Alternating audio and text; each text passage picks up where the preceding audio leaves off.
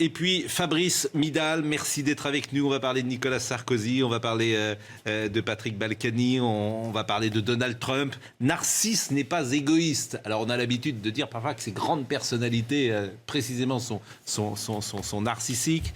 Vous-même, vous êtes docteur en philosophie, vous avez y écrit Narcisse n'est pas égoïste, mais avant vous aviez écrit un autre bouquin d'ailleurs sur Narcisse. C'est votre truc, Narcisse. Absolument. C'est mon truc parce que c'est étrange que Narcisse, qui est le nom d'une fleur, qui est le nom de la première fleur du printemps, qui a symbolisé dans toute l'histoire de l'Occident le renouveau, la force de la vie, soit devenu depuis quelques années le symbole du pire, de la perversion. Et je voulais essayer de réhabiliter Narcisse en étant vraiment étonné qu'on dise que tout le monde est trop narcissique, alors ce qu'on voit, c'est des hémorragies de burn-out, des gens qui se sacrifient, des gens qui ont du mal à s'écouter, à se rencontrer. Donc on n'est pas assez narcissique, en fait. Absolument, et c'est même le drame de notre... Vous vous rendez compte, on ne le savait pas, Damien, parce que...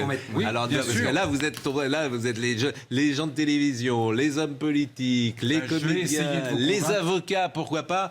J'imagine qu'il y a une part de narcissisme en eux. Mais il faudrait s'entendre sur la définition de Narcisse. C'est quoi, Narcisse ? Narcisse, c'est le nom d'une fleur. Vous êtes d'accord ? C'est le nom d'une fleur qui symbolise le printemps. D'accord. Donc c'est le symbole du renouveau, de la jeunesse, de l'innocence. C'est le symbole du fait de se rencontrer. Ça a été pensé comme ça de toute l'histoire de l'Occident. Et qu'est-ce qui s'est passé pour qu'on dise aux gens que le fait de se rencontrer, de s'écouter, de penser par soi-même serait une faute ? Au fond, la grande idée de Socrate, c'est il faut penser par soi-même pour être libre. Je suis d'accord. Et ben aujourd'hui, on va essayer d'être. Vous voyez, pour nos téléspectateurs qui nous écoutent à 20h10, pour eux, le narcissisme, c'est quoi ? C'est être autocentré. Non, oui, c'est je ne sais, penser qu'à soi. C'est être complètement égocentrique, oui, individualiste, oui, si vous voulez. C'est ça. Donc non, parce que le drame, c'est qu'à force qu'on nous dise ça, c'est pas qu'une question de mots. À force qu'on dise aux gens qui sont trop égoïstes, trop égocentriques, on les invite à se sacrifier davantage et on leur donne pas les outils qui vont leur permettre d'aller mieux. Or, on voit bien, est-ce que oui ou non, on voit pas aujourd'hui des augmentations de burn-out. Le taux de suicide chez les jeunes augmente. On voit le stress qui est en train de faire des dégâts. Et donc, on voit des gens en souffrance et on leur dit... Parce qu'ils sont pas narcissiques. Parce qu'ils ne s'écoutent pas. Parce qu'ils n'ont pas le... Donc, et on leur dit... Et donc, en leur disant tout le temps, vous êtes trop égoïste, on dit aux gens toute la journée, ils sont trop égoïstes, alors qu'on devrait leur dire non. Qu'est-ce qui se passe quand quelqu'un fait un burn-out ? On lui dit, vous n'en faites pas assez. Et si on lui disait, on est désolé, on vous a pas assez respecté, on vous a pas assez écouté. Moi, j'avais une collègue dans mon boulot, elle a fait un burn-out, elle voulait tellement bien faire. Au fond, elle voulait trop bien faire. Et au lieu de lui dire, on est désolé de vous en demander tant, on lui dit, elle en fait pas encore assez. Il faut qu'elle se sacrifie encore davantage. Écoutez, soyez égoïste, pensez qu'à vous. Non. Mais Narcisse n'est pas égoïste. Penser, s'écouter, c'est pas être égoïste. On est égoïste parce qu'on ne s'écoute pas, on ne s'entend pas. Oui, c'est toujours pareil, c'est qu'il faut s'entendre sur les termes. Oui. C'est ça la difficulté. Oui. En fait, avant chaque discussion, on devrait avoir un dictionnaire commun, puisque comme on ne met pas les mêmes définitions. Oui, mais c'est intéressant qu'il y a une sorte de... Je pense qu'il y a quand même une raison que narcisse soit devenu un terme négatif. Il y a une sorte de manipulation sociale extrêmement importante. Eh bien, on en parlera aussi.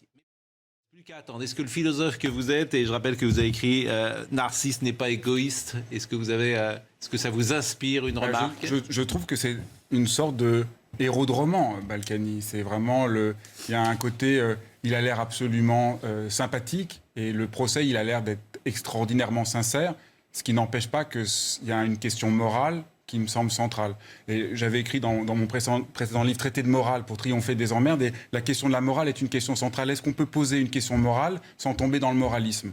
Et la question, c'est pas de juger moralement avec une sorte de est-ce que c'est bien ou mal, mais est-ce que c'est juste ou pas juste ce qu'il a fait ? Et à un moment, je pense quand même, là on a vu le côté théâtre et le côté show, etc., mais je pense quand même qu'il y a une question morale absolument centrale. Comment le pouvoir corrompt, comment quelqu'un, à un moment, se sent au-dessus des lois, et qu'est-ce que ça pose dans l'équilibre social. Donc c'est pour moi un héros de roman qui pose une question morale qui nous intéresse tous. Au fond, à quel moment on se croit au-dessus de la loi, du respect d'autrui, de la situation. Et je vais lire la page 111 de Fabrice Midal, Narcisse n'est pas égoïste. Et c'est amusant parce que vous savez la question que Lacan posait toujours aux gens qui entraient dans son cabinet. Non, il trouvait qu'il y avait qu'une question importante dans la vie. Il n'y en a qu'une, disait-il. Qu'est-ce que vous voulez ? Il dit que c'est la seule question. C'est vrai. Que c'est la question la plus bête du monde, mais tout le monde n'y a pas répondu, paraît-il.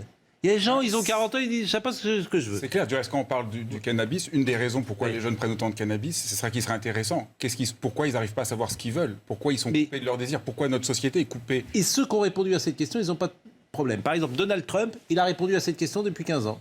Sans doute. Pas d'ailleurs. À part qu'à mon avis, Donald Trump n'est pas du tout narcissique, parce que s'il était narcissique, il n'aurait pas besoin qu'on lui dise tout le temps qu'il est génial. Il est dans une insécurité absolument énorme. Quand il a été, au moment où il est devenu président, il ne voyait pas qu'il n'y avait pas beaucoup de monde. Il est obligé de dire le contraire de ce qu'il voyait, tellement il est en conflit avec la réalité. Ah oui, parce que le narcisse, il n'y a pas besoin qu'on l'aime. Le narcisse, puisqu'il est en paix avec lui-même, pourquoi voulez-vous qu'il a besoin mais alors c'est là que c'est génial. Non, mais c'est tout ça. Alors, si c'est le terme qui est plus bon. Si vous vous aimez, vous n'avez pas besoin que les gens disent tout le temps que vous êtes génial. Moi, j'ai travaillé. Ça fait du bien quand même quand les gens te disent quelque chose de gentil. Moi, j'ai travaillé quand j'étais jeune, j'avais un patron, il fallait tout le temps qu'on lui dise qu'il était génial. Ça ne marchait jamais. Vous lui disiez et vous sentiez qu'il vous invitait dans son bureau. C'était toujours un mauvais moment passé parce qu'il était tout en train d'organiser les choses pour que vous lui disiez c'est formidable votre décision et ça ne le satisfaisait jamais. Vous ne pouvez pas satisfaire quelqu'un qui manque de sécurité affective. Et donc, c'est ça que j'essaye de montrer. Donc, je vous laisse lire. Non, mais je suis d'accord avec vous, mais par exemple, le petit Mozart, avant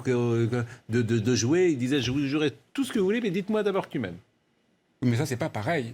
C'est pas pareil. C'est pas pareil que vous dites à Mozart que vous l'aimez, que vous êtes dans une inquiétude complètement folle et que vous n'arrivez plus à voir la réalité parce que vous en avez jamais assez. Vous avez raison. Alors, c'est là, je crois. Qu'on dise qu'on m'aime. Mais s'il n'y a pas de problème avec ça, c'est très bien. Et tout le monde a envie d'être valorisé, épanoui dans son métier. Valorisé, oui, mais quand ça devient maladif parce que vous n'avez plus aucune sécurité en vous-même. Oui.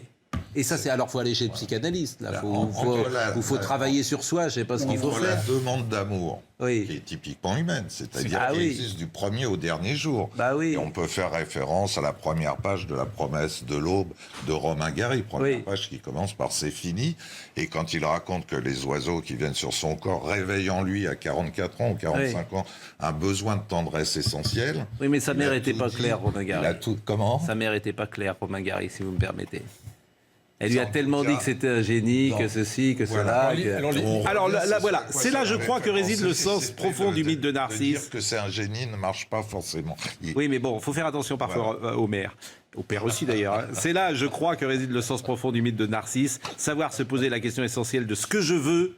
Et c'est par ce questionnement et par ce questionnement seulement que je peux trouver une paix juste et profonde, nullement en essayant d'être calme. Alors ça, c'est fort. Vous savez ce que vous voulez, par exemple. C'est une question, en tout cas, qu'il faut se poser. Qu'est-ce qu'on veut? Qu'est-ce qui nous habite? Qu'est-ce qu'on a envie de faire? Je crois que c'est des questions vraiment tout simples. Mais c'est vrai qu'aujourd'hui, on sent que pour beaucoup de gens, cette question devient impossible. Que la tension, la pression... Moi, je suis quand même frappé des nouvelles maladies qui apparaissent, comme le burn-out dont je parlais tout à l'heure. Le burn-out, c'est vraiment une nouvelle maladie qu'on a du mal à penser. Qu'est-ce que c'est que des gens veulent tellement bien faire qu'ils n'en peuvent plus et qu'un jour, ils n'arrivent plus à se lever? Et on n'arrive pas à penser cette maladie. Et on dit à ces gens-là qu'ils n'en font pas assez, que c'est de leur faute. Mais vous pensez que c'est nouveau, ça? Vous pensez que peut-être qu'on en parle aujourd'hui alors qu'on n'en parlait pas il y a 100 ans? Non. On disait les gens sont neurasthéniques. C'était un vieux terme. La dépression était plus fréquente chez les hyperactifs. Il y a un siècle, le problème qu'on avait, c'est qu'on a la loi, on n'a pas le droit d'être ce qu'on est, il y a la pression sociale. C'est ce qu'essaye de penser Freud, par exemple. Aujourd'hui, on s'auto-exploite nous-mêmes. C'est complètement différent. On s'auto-exploite même, on se sent coupable de ne pas en faire assez. Donc c'est complètement différent. Et tant qu'on n'arrive pas à penser que les problèmes qu'il y a un siècle ne sont pas les mêmes, aujourd'hui on n'en peut plus, on ne s'en sent pas interdit, on n'a plus confiance en nous, on n'y arrive pas. Et ça, je crois que ça change absolument tout. Il y a un père de famille qui après avoir lu mon livre, me dit « Mais ça y est, j'ai compris. Jamais ma fille veut tout le temps qu'on fasse des photos d'elle sur les réseaux sociaux. Je lui disais depuis tout le temps qu'elle est narcissique. En lisant votre livre, j'ai compris. Elle ne s'aime pas. Elle est en doute profond avec elle-même. Mais alors tous les artistes ne s'aiment pas. Au lieu de l'engueuler, je lui ai dit, mais pourquoi tu as si peu confiance? Et d'un seul coup, alors qu'ils étaient en conflit, ils ont commencé à entrer en relation. Vous voyez le changement? Mais je suis d'accord avec vous, mais alors dès qu'on monte sur scène, c'est qu'on s'aime pas. Non. Les grands artistes, ils ont besoin qu'on leur dise, qu'on les applaudisse toute la journée, etc. Le problème n'est pas qu'on a besoin. Le problème, il n'est pas là. Le problème, il n'est pas là. Le problème, moi, ce qui m'intéresse, mon problème n'est pas les stars qui vont. Mon problème, c'est monsieur et madame tout le monde qui souffrent et qu'on écrase. Et moi, j'écris mon livre pour eux. C'est ça, moi, mon problème, il n'est pas de parler des stars. Mon problème, il est comment on voit partout des gens on voit les adolescents, on voit des gens qui n'ont plus la possibilité d'être eux-mêmes. Alors qu'est-ce qu'il faut faire? Qu'est-ce qu'il faut faire? Autoriser les... Qu'est-ce qu'il faut faire? Inviter les gens à se rencontrer, inviter les gens à s'écouter, inviter à enlever la pression qui fait que les gens ne sont pas reconnus. Mais c'est l'éducation, M. Loewenstein, qui voit des jeunes dans son cabinet, c'est aux parents. Quand on regarde dans une entreprise, un des facteurs qui permet d'éviter le burn-out, le facteur premier, parce que moi, ce qui m'intéresse, c'est d'essayer de comprendre ces nouvelles violences sociales dont on souffre. Et une des choses, c'est la reconnaissance. Le fait que dans votre boulot, vous n'êtes plus qu'instrumentalisé, vous n'êtes pas juste un numéro auquel on doit demander encore plus de rendement. Parce que moi, j'ai l'impression que c'était pire il y a 50 ans, que les progrès sociaux, enfin, ils ont existé quand même. Il y a des lois qui permettent... Quand vous allez à l'hôpital... Les femmes, il y a 20 ou 30 ans, étaient traitées n'importe comment. Quand vous allez à l'hôpital aujourd'hui, vous parlez aux médecins, il y a 20 ans, ils ne faisaient pas de burn-out. Aujourd'hui... Mais les femmes étaient traitées n'importe comment il y a 30 ou 40 ans. Oui, mais c'est un autre problème. Aujourd'hui, le problème qu'il a, c'est qu'on exploite les infirmiers, on leur demande de faire un nombre d'actes dans la journée, on ne compte pas la qualité, s'ils disent bonjour, et donc on leur enlève le sens de leur métier. Et bien votre livre est là pour ça. D'abord, j'ai trouvé votre livre passionnant, il nous surprend.